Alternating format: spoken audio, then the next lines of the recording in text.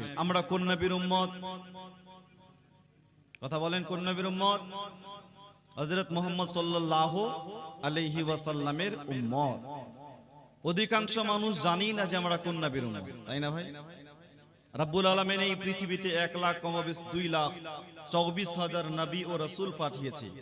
এর মধ্যে আমরা শেষ নবী হযরত মুহাম্মদ সাল্লাল্লাহু আলাইহি ওয়াসাল্লামের আমরা উম্মত। আমাদের নবীর নাম আওয়াজ দিয়ে বলুন, মুহাম্মদ। কি নাম?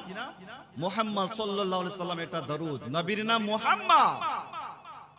মুসলমান বাংলাদেশের এক মিডিয়া, এই যে মিডিয়াগুলো দেখছেন, এইরকম এক মিডিয়া এসে একটা সাধারণত লোককে জিজ্ঞাসা করছে, বলো তো ভাই আমরা কোন নবীর উম্মত? তো ও পাগলা বলছে আমরা কাজী নজরুল ইসলামের উম্মত। আস্তাগফিরুল্লাহ বলে। ফেসবুকে দেখেছি ভাই, সোশ্যাল মিডিয়ার যুগ চলছে। তুই কি বলছে? কাজী নজরুল ইসলামের উম্মত। উনাকে দ্বিতীয় প্রশ্ন করলো, তোমার সৃষ্টিকর্তা কে? তো উনি সিনা চাওড়া করে বলছে আমার আব্বা। বলেন, বলুন তো ভাই আমাদের সৃষ্টিকর্তা কে? আওয়াজ দিয়ে বলেন, আমাদের সৃষ্টিকর্তা কে? আমাদের নবী মুহাম্মাদুর রাসূলুল্লাহ। আমাদের